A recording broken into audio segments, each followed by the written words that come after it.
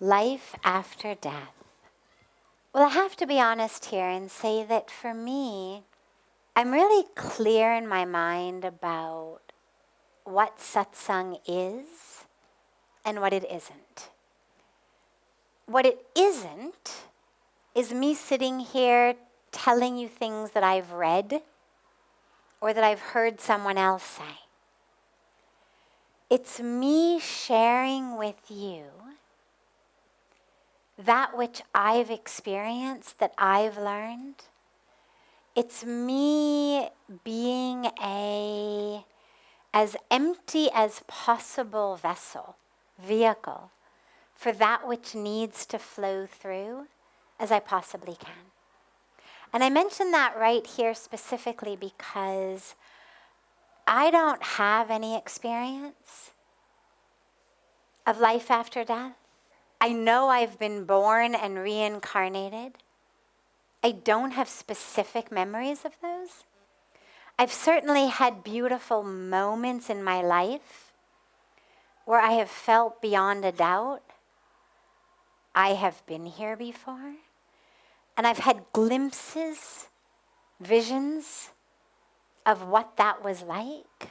But I don't have any sense of a chronology where I can say, oh yeah, I died then and then this happened and I remember it and it was like that. All we have are the words of either those who do say they remember their past, which again, I just have to take their word for it. I don't have any personal way of verifying that. And we have the words of the scriptures. And what we are told is, so if we shift from personal experience to words of scriptures, words of the saints, words of the Guru, what we're told really clearly is that after we leave the body, we take on a new one. Now, there may be a period of time before we do. Sometimes it's immediate, sometimes it's not. Different journeys of different souls. Now, again, there's only really one soul. There aren't souls. But when we speak about Jiva Atma rather than Paramatma, that Jivatma is the individual soul that keeps reincarnating in different bodies as it works out its karmic package. So when I take birth again, what I take birth as, what I go through in the interim between is going to all be due to what the karmic journey that my soul needs to go through is. It's not like there's one place that immediately after birth everybody goes to for a while.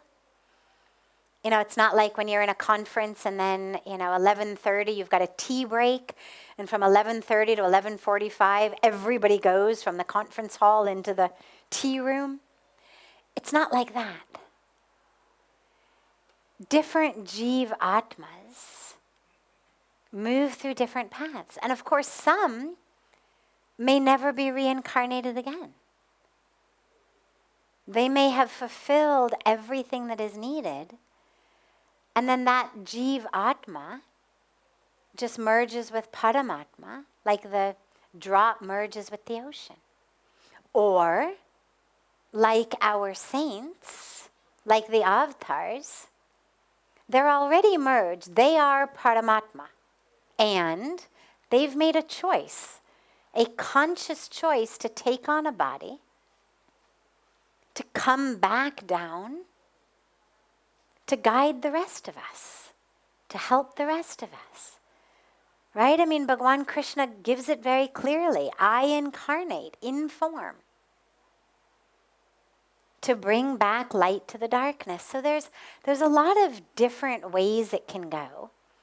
One thing is really clear from pretty much every religious tradition, whether you think about reincarnation, whether you subscribe to the idea of heaven and hell, whatever you subscribe to, one thing is really clear, which is that which happens after you die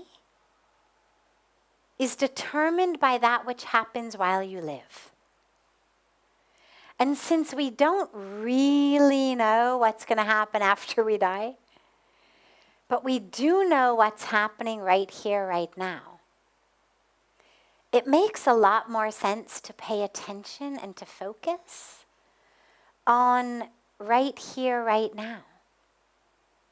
Puja Swamiji always says, if you're not huggy right here, don't expect that hugs are waiting for you in heaven. That you're going to get later what you give here.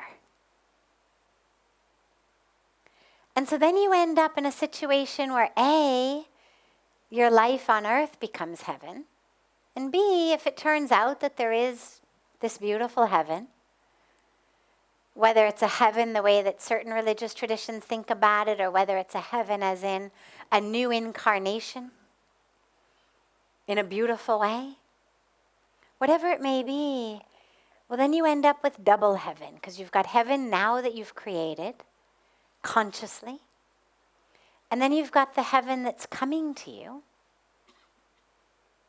after you die.